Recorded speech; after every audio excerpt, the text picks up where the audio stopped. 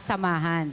Tapos po, syempre, ilalagay po yung pangalan ninyo sa list ng mga humahayo para po, kung wala po kayong pamasahe para sumama sa hayo, maipoprovide po yun. Meron pong certain amount na ibinibigay ang church. Kaya po yung love offering natin, yung tithes natin, lahat po yan ay napupunta sa gawain ng Panginoon. At patuloy po na dumadami ang mga umattend, marami pong napagpapala dahil po sa suporta ng lahat ng mga mananampalataya, di ba?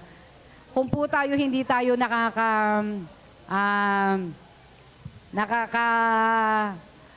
punta na humayo, tayo po ang nagsosuporta sa gawain ng Panginoon. Amen po. Kaya po sa oras na ito, tayo po ay magbibigay sa gawain ng Panginoon ng may masayang puso. Gusto ko lang pong basahin yung binigay ng Lord na word. Nasaan ba yung cellphone ko? Talagang ang Lord ang nagpapala sa atin. Deuteronomy 8:18? I'm not mistaken. Sabi doon, it is the Lord who give us the ability to produce wealth. 8:18 nga. Natandaan ko yung memory verse ko kaninang umaga. At kung hindi po ipapahintulot ng Panginoon na tayo ipagpalain, wala din tayong ibibigay sa gawain ng Panginoon. Kaya po patuloy tayong magbigay sa gawain ng Panginoon ng may masayang puso.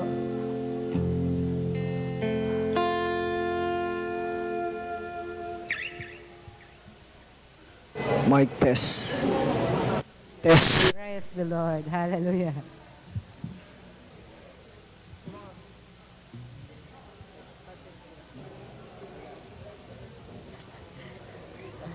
Hello. Mic test. Naririnig po. Dinig na dinig. Narinig po kayo live. Dinig po kayo sa live. Lahat po ng naririnig ko rito, naririnig po sa live. Hindi nyo po yun naririnig dito, pero sa live po, meron bukod po na monitor. Kaya sila naririnig sa live. Tayo pong magbigay sa gawain ng Panginoon ng may masayang puso. Hallelujah.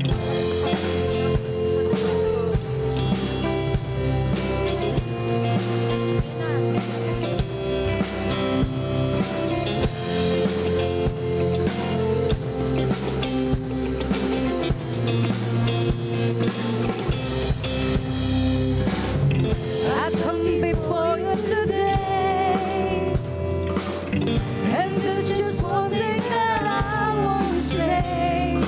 Thank you, Lord. Thank you, Lord, for all you've given to me,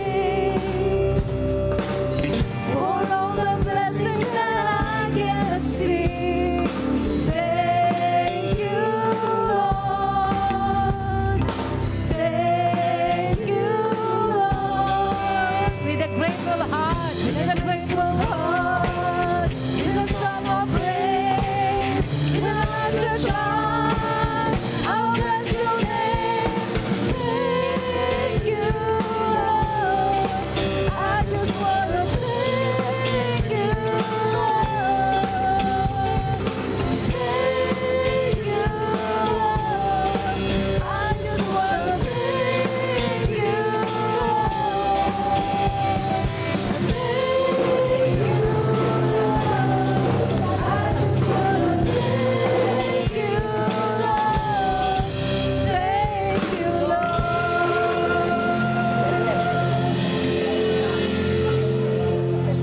Hello, hello, hello, hello.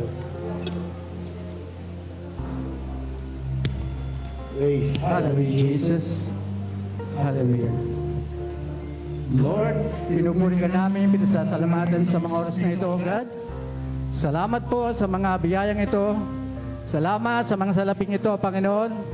Salamat sa mga trabaho ng bawat isa, Panginoon. Hallelujah, Jesus. I-bless nga po, Panginoon, ang bawat isa. Lord, na nagbigay ng tithes and offerings. Ang lahat ng ito, Panginoon, ay magagamit lamang sa ikalalaganapan ng iyong mga salita, Panginoon. Lord, pinupuri ka namin, pinasasalamatan sa umagang ito.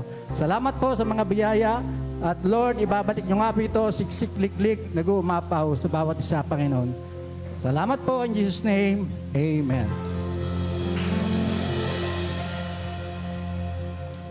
Praise the Lord. Manatili po tayong nakatayo. Ating pong tanggapin sa pangalan ng Panginoon ang ating Praise. Senior Pastor, Pastor Nestor June Cortez. Thank you. Amen. Praise God. Happy Father's Day sa mga tatay. Purihin ang Panginoon.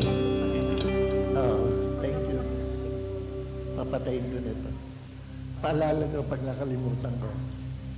So, praise God. At I promise, ngayong araw nito, tatanggap po tayo ng pagpapala sa Panginoon. Praise God. Palagpakan natin ang Panginoon. Maletang pagpapala mula sa ating Diyos.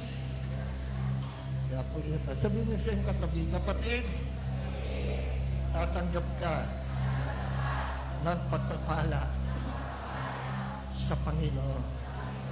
Sapagkat ikaw ay anak ng Diyos.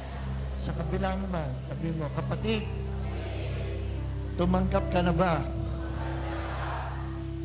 ng blessing? Sumagot ka, sabihin mo, oh, amen. Yung nag-amen, sila lang ang tatanggap. Amen.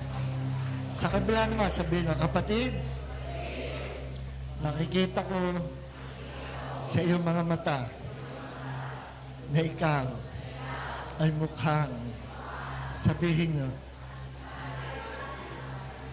tumanggap na.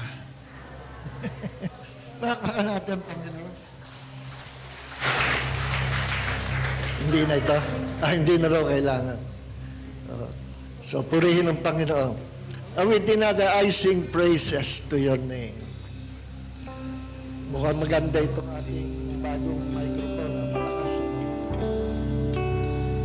Thank you, Jesus. Let's lift our hands to God and declare the goodness of the Lord in the name of the Lord Jesus Christ. Thank you, Jesus. Thank you, Lord.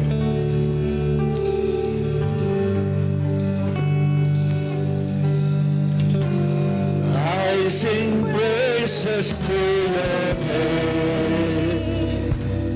Oh Lord, praises to your name. Oh Lord, for your name is great and greatly to be praised. I give glory to your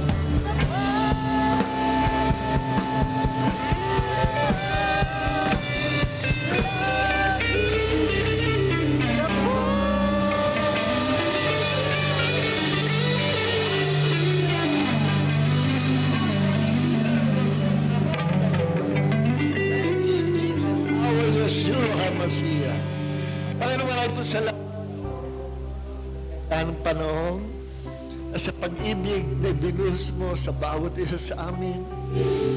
Thank you, Lord, for pouring out your love to our hearts. Thank you, Lord, by your grace we can walk in your holiness and righteousness. Thank you, Lord, for we have the mind of Christ.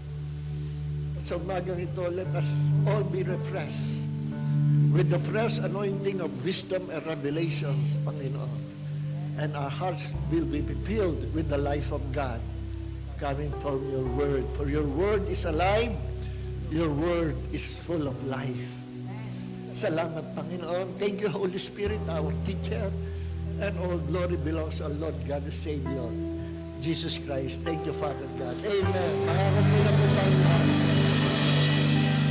So, puri ang Panginoon, lahat po ng tatay pwede tumayo. Releasean lang natin ang blessing lahat ng tatay. So, ngayon ay atin sila celebrate ang Father's Day. At sa mga tatay, bawal ngayong utusan. Bawal ngayon ang maglaba, bawal mamalandya, bawal mamalengke. Rest muna kayo. Pero hindi rest in peace, ha? Rest muna in the presence of God. So, after ng Father's Day, kayo pa rin ang boss ng tahanan. Kayo pa rin ang masusunod. Walang makakaagaw ng mga labahin, padyahin, pamamalengke. Isa lang ang pwedeng agawin ng inyong may bahay. Yung pera nyo. Thank you, Jesus. Father God, iyon na natin ating kamay sa kanila. Narito po ang mga ama ng tahanan. Thank you, Lord, for your supernatural strength sa kanilang buhay, sa pagkatawag mo sa kanila bilang ama ng tahanan, with the threefold ministries na pinagkaloob mo sa kanila, pinagkatiwala mo sa kanila, na sa mga ministeryong ito, mag-function sila according to their calling, mag-function sila by God's grace, na mga bagay na hindi na nila sa umaga ito, i-release mo po ang iyong pagpapala sa kanila. Papagyamanin mo sila sa kalusugan, sa kalakasan, sa katalinuhan, karunungan, kaalaman at kapahayagan na nagbumula sa iyo. I-release mo ang spiritual blessings sa kanilang buhay. I-release mo rin po, Panginoon, ang physical blessings with good health and long life sa mga ama ng tahanan. I-release mo rin, Panginoon, ang pagpapalang pinansyal at material. At lagi mo silang paliligayahin, Panginoon, sa iyong presensya, na lagi nilang madarama, makikita, maranasan ang kabutihan ng Diyos sa kanilang buhay. Bilang sila ang pinuno ng kanilang tahanan. Surround them with your divine protection, with your favor like a shield. Ilayo mo sila sa lahat ng temptation, ilayo mo sila sa lahat ng mga tests and trials na hindi nila kaya, lahat lamang na makakayanan nila ang ipinagkakaloob pahintulot mo sa kanila. At pagpalain mo sila, Panginoon, habang sila'y nabubuhay. At sa buhay na walang hanggan, higit mo po silang bibigyan ng reward sa kabutihang ginawa nila at sa pagmiministeryo nila sa kanilang pamilya.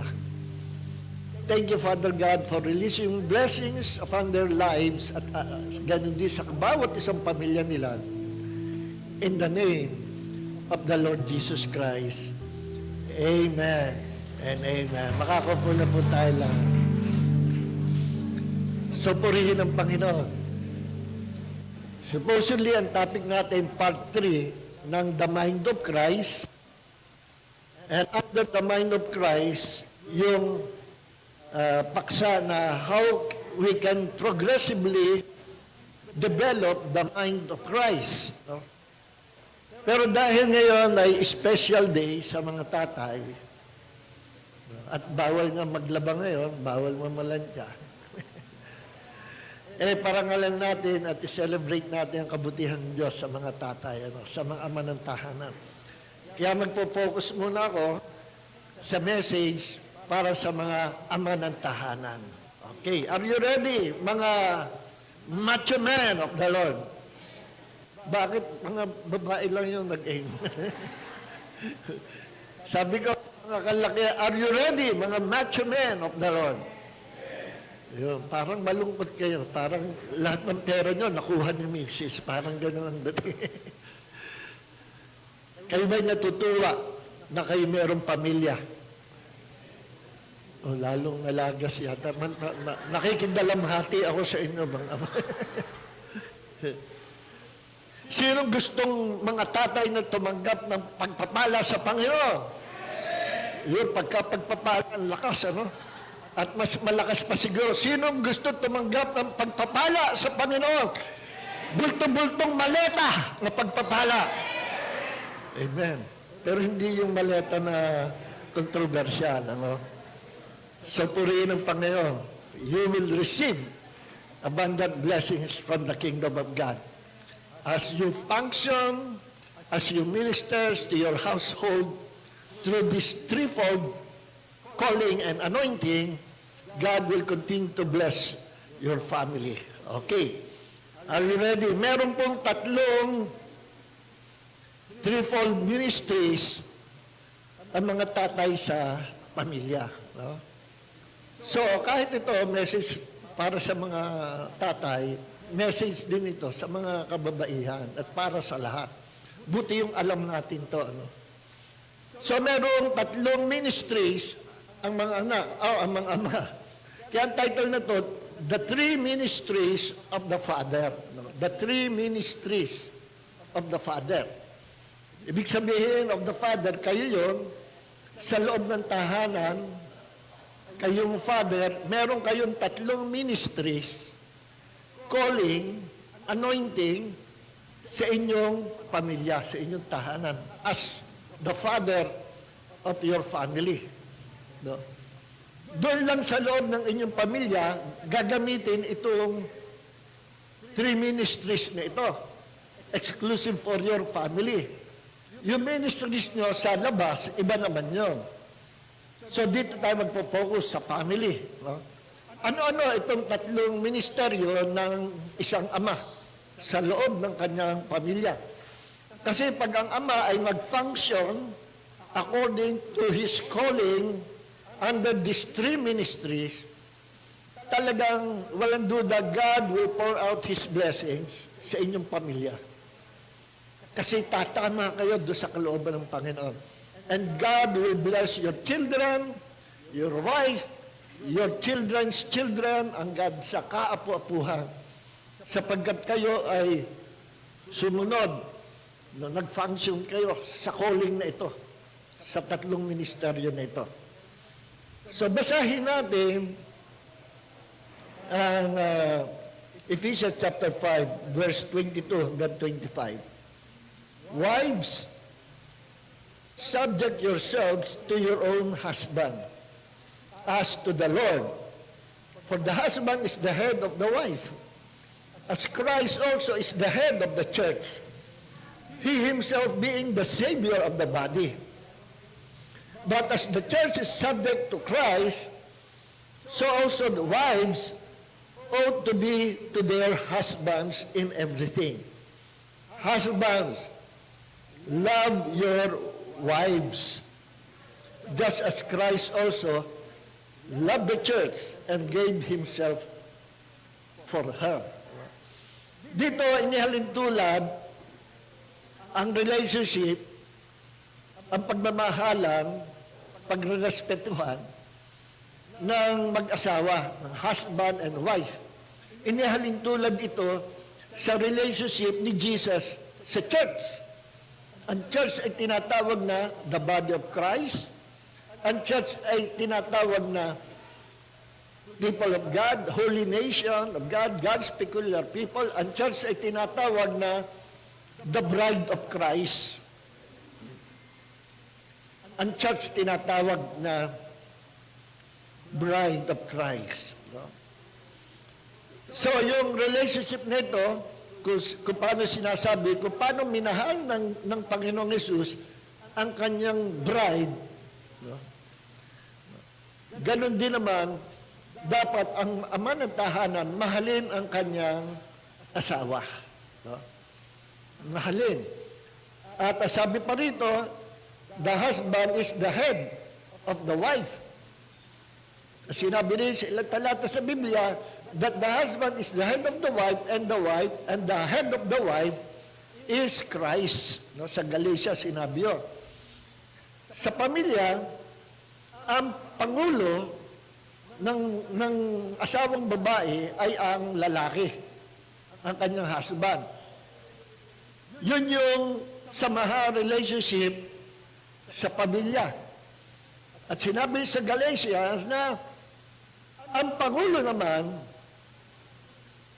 ng ama at ng asawang babae, ang pangulo, the head of the wife is the husband, and the head of the husband and the wife is Christ. So, ang babae, magpapasakop sa kanyang ulo, sa kanyang asawang lalaki, at ang sabi, be submissive to your own husband. Hindi ito, ang babae, hindi dapat mag-submit sa lahat ng husbands sa mundo. Hindi. Exclusive, doon lang siya magsasubmit sa kanyang asawang lalaki. No?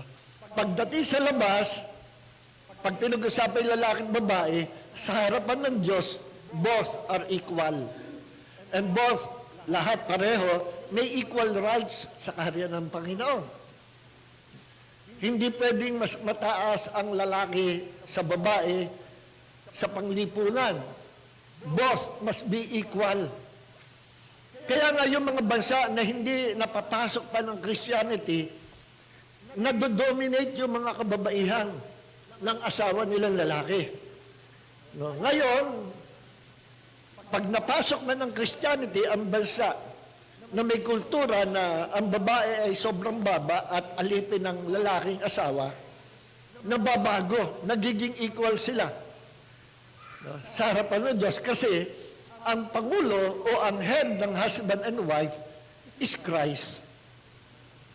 Pagdating sa spiritual, hindi na yung husband ang head ng babae. Pagdating sa spiritual, ang head ng babae, si Christ. Ang head ng lalaki, si Christ. Bakit ko sinabi, binibigyan ng emphasis yun? Kasi nga, yung kultura ng unang panahon na ang babae dinidegrade, minamalit, minamababa, magi sa Israel noong panahon, ewan ko lang ngayon, bawal makasilamuha ang mga kababaihan sa karamihan ng kalalakihan. Sa mga meetings, mga kalalakihan, hindi pwede makihalugila. Bawal yun. At ang mga lalaki lang ang pinag-aaral, ang mga babae ay mga illiterate. Yun yung unang panahon. At maging nitong Bible times. Kaya makikita natin sa Bible, no, na may mga kababaihan, nung pumasok na ang Christianity, ang mga kababaihan, pwede na magsalita in public. No? Pwede na magturo sa mga kalalakihan. Pwede na rin maging pastor. And in fact, sa Bible, may sinabi na merong apostles na babae, si Julia, na she was famous among the apostles. Kilala siya sa mga apostol. Matunog ang pangalan niya. I think, Junia yata. Junia. Ay, feminine name yun. Feminine name. Pero ngayon, sa modern times natin ngayon, pinaglalaban ng ibang mga theologians, ibang mga churches, na walang karapatan ang mga kababaihan na mag-preach sa mga kalakihan, walang karapatan na magturo, walang karapatan magpastor. So, na-absorb pa rin nila yung kultura ng unang panahon, nung ang mga bansa ay Gentile nations na hindi nakakakilala sa Diyos. Kaya ng ating kinokontra. No, pagdating sa ministry ng kababaihan, tinatas ating kababaihan, hindi pwedeng magpastor ang mga kababaihan, pwedeng maging leader, pwedeng mag-preach, pwedeng magsalita. Both are equal kasi ang Pangulo ng lalaki at babae pagdating sa spiritual is the Lord Jesus Christ. Kaya argument ko doon sa mga churches o sa nagsasabing bakit may mga hindi dapat i-recognize ang women pastor. Hindi daw dapat maging leader kasi sa Bible daw, pinagbawal na ang babae ay magsasalita. Ang babae magtuturo sa lalaki. Hindi nila binasa at inintindi mabuti. Alam niyo sa pag-interpret ng Bible, may mga rules na sinusunod ka. No? Pagigit tagapagturo sa salita ng Diyos, hindi ka basta bara-bara. Kailangan matutunan mo yung mga principles at mga rules how to interpret the Bible. Ang first rule ay read and consider the context. Read and consider the context. Pangalawa, yung historical background. Diyan ba sa historical background niya, kasali ka? Sa kultura nila, kasali ka. Sinong kinakausap diyan? Parang ibinigay ng Diyos yung Sabat. Nagpatawag ang Diyos na sa congregation sa Israel. At sinabi ng Panginoon, ito, tandaan nyo, ito ay inyong i-observe sa inyong generation. Sabi ng Panginoon sa Israel, ang Sabado, Sabat, ay inyong ipangingiling. Ay, ang kausap Israel. Kasali ka ba doon? Yun yung example. Ano? So, doon sa sinabing, ang babae ay tumahimik sa church. No? Ang babae walang karapatang magturo sa lalaki. Pag binasa mong context, ang example din doon sa Timothy ay si Adam and Eve, mag-asawa. At yung Greek word ng women, sa Greek ay wives, but can also be translated as women, gyni. Ang babae ay hindi pinahintulutang magturo. Anong context? Anong pakakapanahon nyo? Ang mga babae illiterate noong time na yun. Ang mga lalaki lang ang marunong at may pinag-aralan. Ibig sabihin, yung konteksto noon patungkol sa family. Huwag mong pangungunahan ang iyong asawa, lalaki. Mas marunong siya sa iyo kasi nag-aral yan. Huwag mo siyang tuturuan. Huwag mo siyang aandarin. Mag-submit ka sa kanya. Sa family yun. At yung historical background na ang babae tumahimik sa church, ano ang konteksto noon surrounding that incident? Ang konteksto noon, magulo ang mga kababaihan na nasa balcony. Hindi pa tapos sa service, tanungan sa mga asawa nila sa ibaba kasi nga separate eh. Iba ang upuan ng mga babae, iba sa lalaki, nasa balcony ng babae. Oy Pedro, ano ba? Mag-SM ba tayo mamaya after the service? O saan tayo pupunta? Ang ingay. Ang mga babae kung illiterate, maingay talaga. Maingay. No? Kaya nirebuke ni Pablo, ang babae hindi pinahintulot na magsalita sa church. Pag uwi nyo ng bahay, kung may tanong kayo, itanong nyo sa inyong asawa. Hindi pa tungkol sa mag-asawa yun, kinuha naman ng mga churches, mga Bible teachers na ang babae tumahimik sa church gathering. Huwag kang magpapastor, huwag kang magpipreach. No? Yun ang sinasabi ko na interpret na hindi kino-consider yung rules of interpretation.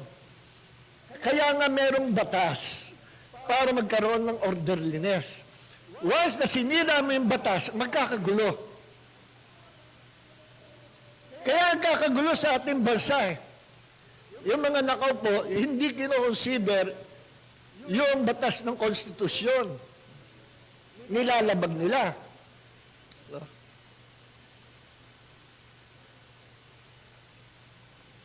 Kaya nga, itong panahon natin ito yung panahon subukan eh.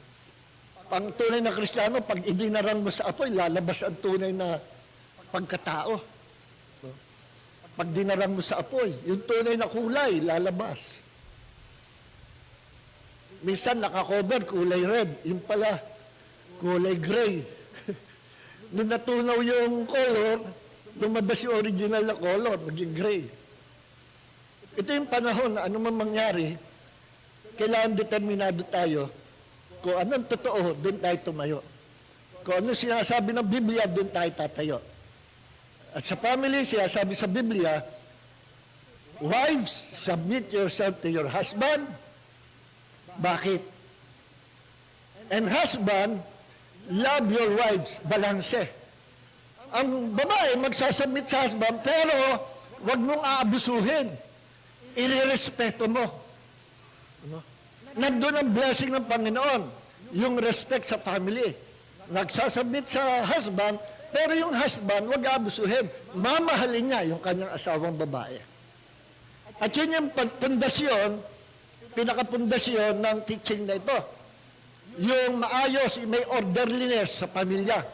Then, the man, the father of the family, can function according to his calling. No? Ngayon may pundasyon tayo kung ano ang husband and wife. Sasabihin na natin, ano yung 3 ministries of a father. Number 1, the father is a prophet. Prophet to his household. Doon lang. Hindi prophet sa church, prophet sa kanyang sambahayan. Number 2, the father is the high priest of his family. Doon lang. Number 3, the father is the king of his house. Yung kanyang kingdom, yung kanyang house, yun ang kanyang kingdom. Yung 3 ministries ng isang ama. No? Doon lang sa loob. Pag pinag-usapan ministry sa labas, sa body of Christ, iba-iba na. No? Hindi ka na prophet sa body of Christ. Maybe you're an evangelist or a pastor. Naintindihan niyo po ba ibig ko sabihin? So itong 3 ministries na ito, inside the house lang. Inside the house. Now, itong 3 ministries na ito, alam niyo po ba, ito yung 3 ministries. Thank you. Ito yung 3 ministries ni Jesus nung siya ay nasa lupa, nung siya ay umakit sa langit, at sa kanyang pagbabalik. Ito yung 3 ministries ni Jesus. Number 1, nung nagkataon tao si Jesus, naging tao, nabuhay siya as the prophet of God. Prophet. Prophet of God. Ngayon, nung na-mission accomplished na, nabatay muli na buhay, umakit sa langit. Nakaupo sa kanan ng Ama, pinapanalangin tayo sa Ama. Ano man prayer natin in the name of Jesus, ibinubulong ni Jesus sa Ama. At ang Ama, kapag si Jesus nag-request, hindi nga hihindian. Kaya nire-represent ni Jesus tayo sa Ama as high priest. Anong difference ng prophet sa high priest? Ang prophet ay God's spokesman. Ang prophet, tagapagsalita ng Diyos sa mga tao. Ano naman ang high priest? Ang high priest ay spokesman of the people to God. Tagapagsalita ng mga tao sa Diyos. Ang prophet, nire-represent niya ang Diyos. He speak about God to the people. Ang high priest, nire-represent niya ang mga tao sa Diyos. Nagsasalita siya sa kapakanan ng mga tao. Nakikinig ang Diyos sa high priest. Kung anong kailangan ng mga tao, sinasabi ng high priest sa Diyos. Siya yung nananalangin sa Diyos. At sinabi sa Biblia, si Jesus became our high priest. So, sabi nga doon, let us enter into the presence of God with boldness. Bakit? Kasi meron tayong high priest sa itaas. May bumaback up sa prayer natin. Si Jesus as our high priest. Ano man panalangin natin in His name, kinukuha ni Jesus at kanyang dinadala sa Ama. Father, ito po yung kahilingan ng anak mo. Dumaan sa akin. Okay ba? Okay, anak. Basta dumaan sa iyo, no problem. And Jesus is the coming King. Pagbalik ni Jesus, siya yung mag-establish ang millennial kingdom at ang mga Jews, saka palang manampalataya na ito palang Jesus na pinako nila, ilang libong taon nakaraan, ito pala ang King of Israel. Na napospon yung kingdom at ngayon, pagkaraan ng mga kaguluhan, in-establish na ni Jesus ang kanyang kingdom, earthly kingdom, for 1,000 years. At ang pinaka-headquarter sa Israel. Yun ay mangyayari sa second coming. Siya ay king. Kaya sabi sa Bible, sa Book of Revelation, bumababa si Jesus, nakakabayong puti, sa kanyang hita may nakasulat, the King of Kings and the Lord of Lords. Siya yung king. Yung mga kings, tayo yun. Siya yung Lord. Sino yung mga lords? Tayo yun. At sabi sa Bible, pagdating ni Jesus, we will reign with Him forever. On earth, at gayon din sa buong eternity, we will reign together, maghahari tayo kasama ni Kristo. Kaya tayo mga anak ng Diyos, mataas ang posisyon natin. We are kings and priests. Sabi sa Bible, we are kings and priests. Yung paghahari ni Jesus second coming yun. I'm not referring to the rapture of the church. Ang rapture of the church magaganap anytime. Anytime. Maybe tomorrow. Maybe next year. Maybe now. Hindi wala nakakalam. So pag tayo kinuha ng Panginoon, itatago tayo ng Diyos sa langit kasi bubuhos ang galit ng Diyos sa lupa. That day will be the judgment day of the Lord sa lupa sa mga hindi nanampalataya. Darating ang salot, kahirapan, great tribulation, susulpot si Antichrist at mangangako ako ang solusyon ng mga bansa.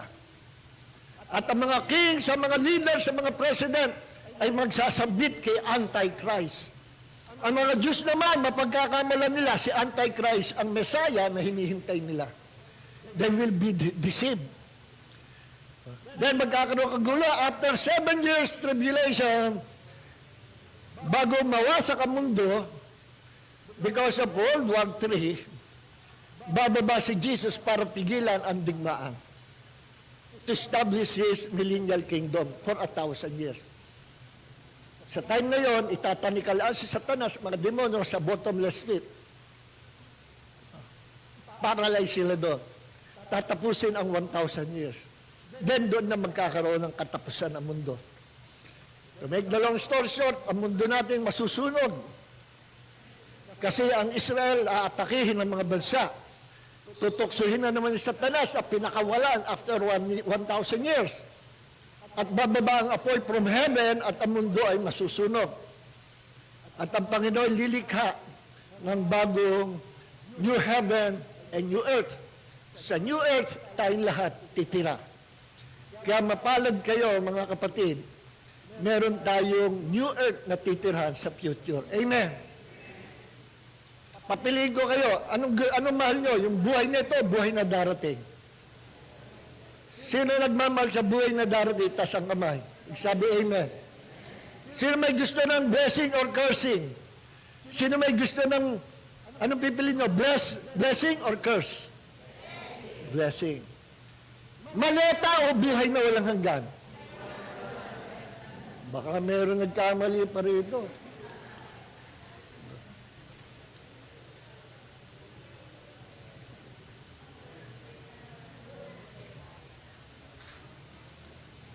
So, purihin ang Panginoon. Now, the husband as the prophet of God sa kanyang pamilya.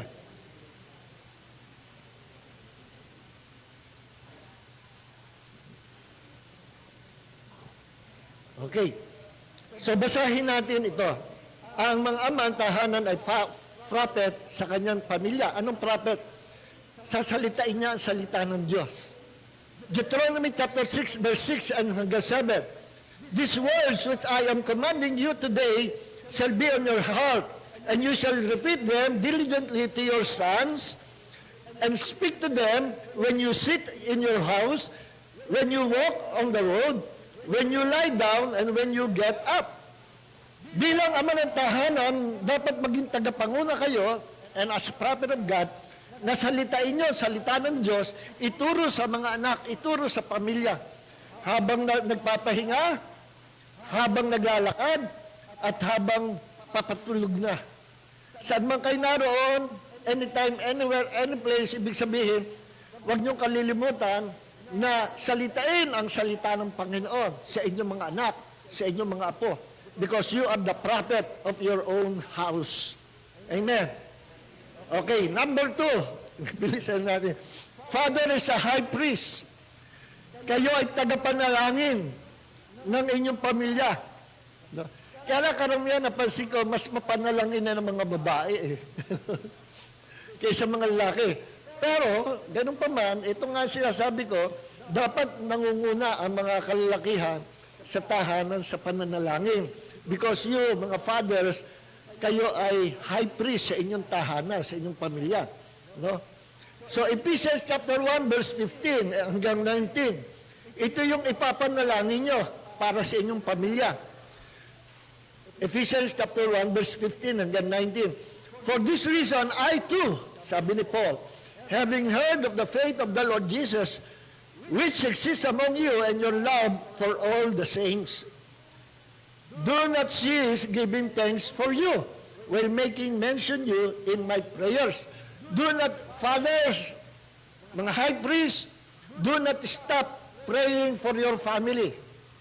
No? Do not stop giving thanks to God for your family. Every day, ipagpasalamat nyo, buhay ang pamilya nyo, ligtas ang pamilya nyo, pinagaling ang pamilya nyo. Ano man, don't forget to give thanks to God. No? Verse 17, that the God of our Lord Jesus Christ, the Father of glory, may give you a spirit of wisdom and revelation in the knowledge of Him. Don't forget to pray for your family, especially for your children, na bigyan sila ng espiritu ng wisdom at espiritu ng revelation patungkol sa Diyos.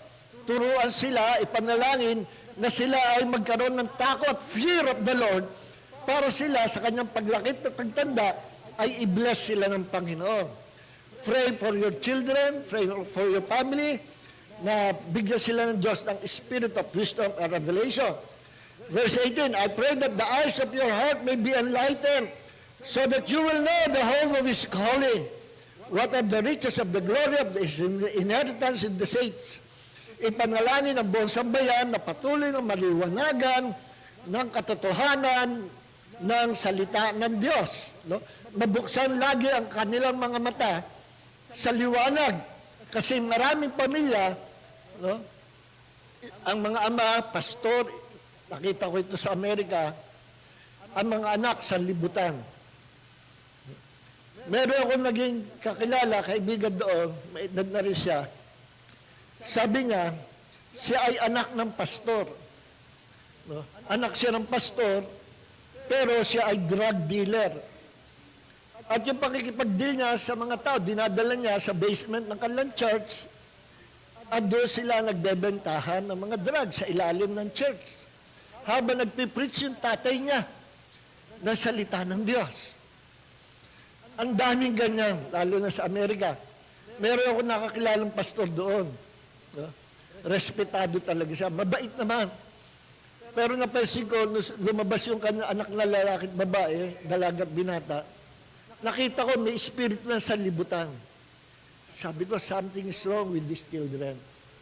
Pag uwi ko ng Pilipinas, nabalitaan ko na lang, yung kanyang dalawang anak were arrested by the authorities, nahulihan ng drugs. Marami ganyan, mga kapatid. Yung kausap ko, buti, ano yun? Ang tatay niya, Puerto Rican, ano? Na nagbebenta ng mga drugs sa basement ng church. Siya'y maedad niya, na-realize niya yung kamalian niya at siya nagsisi. Bumalik siya sa Panginoon. At siya ay naging pastor. Si Alice Cooper, isa sa mga kilalang famous rock artist ng panahon ng 70s. No? Magaling siyang composer. No? Nalaman ko siya ay anak ng pastor. Ang lolo niya, pastor. Bandang huli nung siya'y tumanda na-realize niya yung kanyang panlalamig. At siya'y nanumbalik sa Panginoon. Ngayon, meron siyang mission sa mga kabataan. Tinuturuan niya ng music.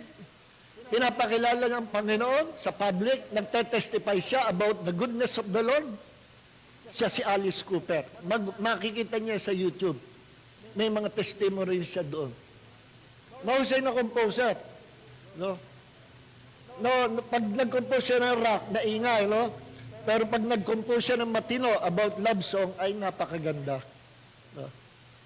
Yung compose siya na love song, You and I, no? No? Kaya, hindi pa man siya namamatay, sumakabilang bahay na. No? Kasi naghanap siya nung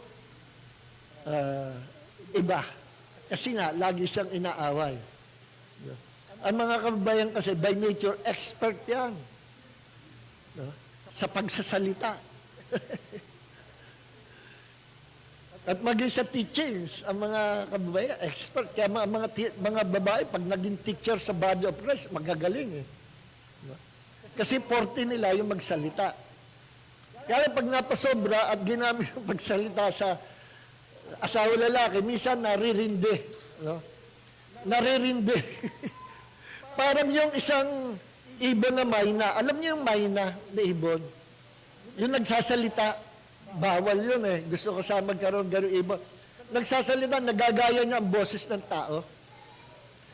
Noong si Sister Lina Embalsado, nasa church pa natin, Bible study kami sa bahay niya. Pagpasok namin doon sa gate nila, tuloy kayo, tuloy. Uy, asawa ni Sister Lina, nandito. Tuloy kayo. Oh, pasok na kayo, pasok. Gayang-gaya ang boses. Napapa-modulate niya. Nalaman namin, nagsasalita yung mayna. Ay, pangit.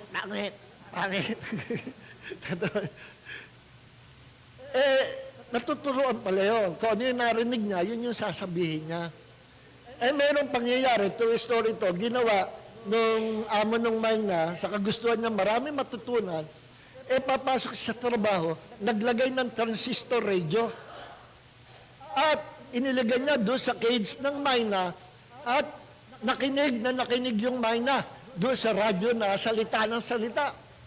Maingay, na-overloaded yung mayna. Pagdating ng may-ari ng mayna, yung ulo ng mayna nakalubog sa tubig at nagpakalunod. Ano ibig sabihin? Narindi doon sa radyo. Nagpakamatay na lang. Kaya mga asawang babae, huwag nyo nang hintayin ng inyong mga lalaking asawa ay sumakabilang bahay. Okay, so, nandun ang blessing sa pagmamahalan, pagrerespetuhan. At ang ama ay siya pa rin ang king of the house. No? Pero huwag nyo abusuhin yung authority na yan. Nandiyan na, Ephesians chapter 5, verse 22 hanggang 25. Now, second part, bago tayo matapos, how a father can become a prophet and high priest and king of his family. Paano ang ama ng tahanan ay magiging prophet, magiging high priest, at magiging king of his house? Number one, there must be a renewing of the mind.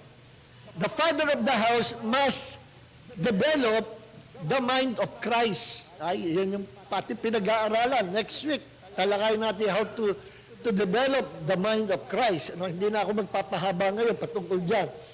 Ano ang ginagamit to develop the mind of Christ? You must first have the renewing of the mind. Maraming na-born again. Ang naboborn again sa atin is spirit. Ano? Not our physical body. Not our soul. Ang soul, nandyan yung mind, will, and emotion. Ang naborn again sa atin, yung human spirit na nasa loob. Yung ating heart, binago. Yung ating human spirit, binuhay ng Panginoon. Nilagyan ng bagong kalikasan.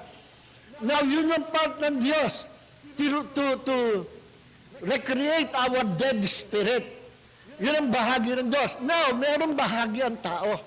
Ano ang man's part? To renew, to submit his mind to the Lordship of Christ. To renew his mind by using the Word of God.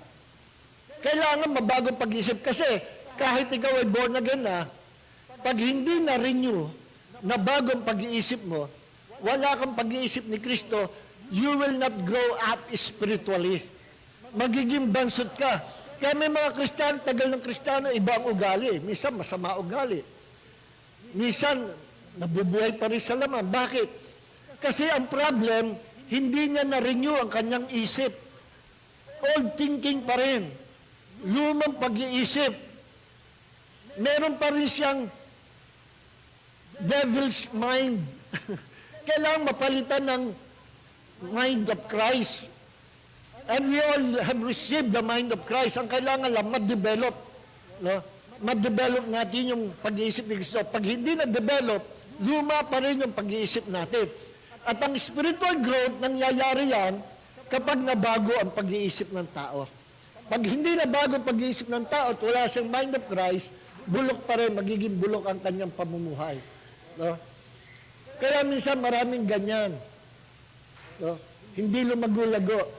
Kasi wala siya talagang development sa pag-iisip ni Kristo. So a father must renew his mind by using the Word of God. Anong gagawin niya? Kailangan palabas siya. Nag-aaral ng salita ng Diyos. Yun ang paraan na gagamitin ng Diyos to renew, to cleanse his mind, to develop the mind of Christ in his life. No? So renewing of the mind. 1 Corinthians 2:16, for who has known the mind of the Lord that he may instruct him? But we have the mind of Christ. Romans 12:2, and do not conform to this world, but be transformed by the renewing of your mind, so that you may prove what is the will of God is, and what is the good and acceptable and perfect. Okay.